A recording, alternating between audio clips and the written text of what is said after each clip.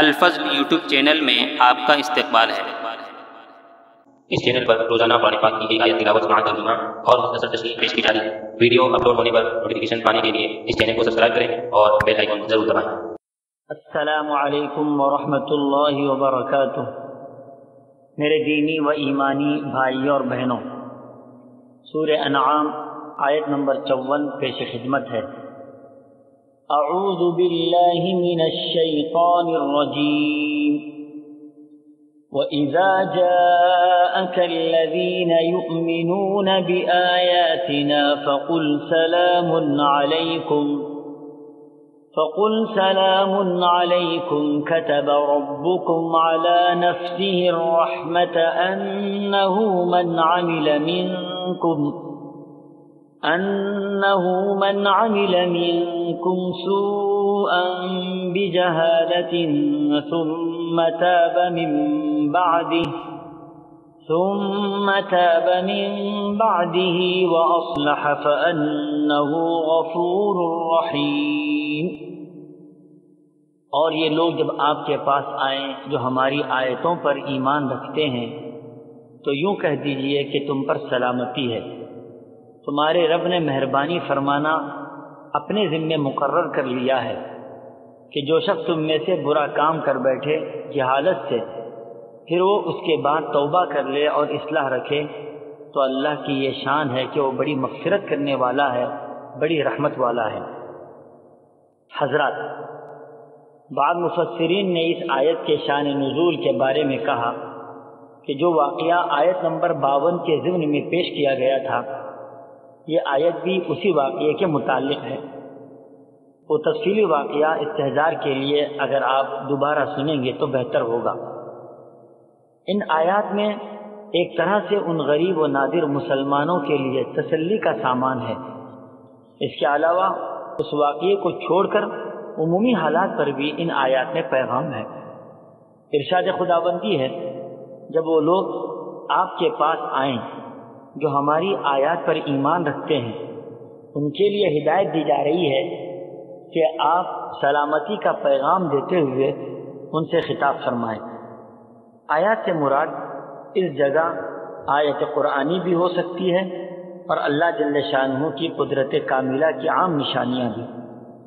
تو ایسے لوگوں کے متعلق سلامتی کے ساتھ خطاب کرنے کی ترغیب دی گئی۔ یہاں سلامتی کے دو معنی لیے جا سکتے ہیں۔ ایک یہ کہ ان کو اللہ جل شانہ کا سلام پہنچا دیجیے، جس میں ان لوگوں کا انتہائی اعزاز و اکرام ہے۔ اس صورت میں ان غریب مسلمانوں کی دل شکنی کا بہترین توڑ ہے جن کے بارے میں رؤساء قریش نے مجلس سے ہٹا دینے کی تجویز پیش کی تھی۔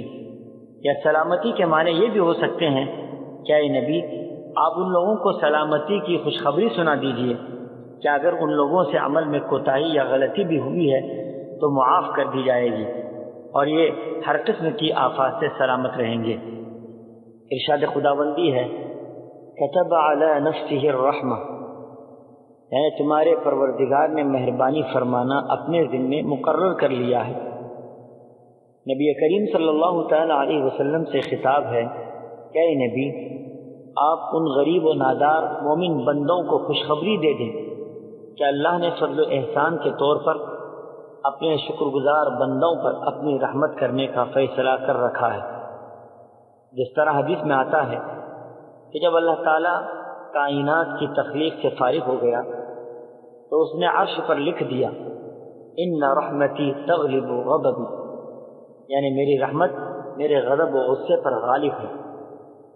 حضرت سلمان فارسی رضی اللہ تعالی عنہ فرماتے ہیں کہ ہم نے تورات میں یہ لکھا دیکھا ہے کہ جب اللہ تعالیٰ نے آسمان، زمین اور ان کی ساری مخلوقات کو پیدا فرمایا تو صفت رحمت کے 100 حصے کر کے اس میں سے ایک حصہ ساری مخلوقات کو تقسیم کر دیا۔ اسی ایک حصے کا اثر یہ ہے کہ ماں باپ اور اولاد میں پیار ہے، بھائی بہنوں میں پیار ہے، شوہر بیوی میں، اسی طرح عام رشتہ داروں اور لوگوں میں اس کی جھلکیاں نظر آتی ہیں۔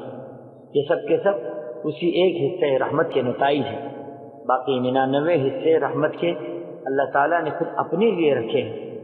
اس سے اندازہ لگایا جا سکتا ہے کل قیامت کے دن اللہ تبارک و تعالی اپنے بندوں پر کس طرح مہربانی و شفقت کا معاملہ فرمائیں گے۔ ہر انسان پر اللہ کی نعمتیں ہر وقت برس رہی ہیں، یہ سب اسی رحمت کا نتیجہ ہے کہ پروردگار نے اپنے ذمے لکھ لی ہے۔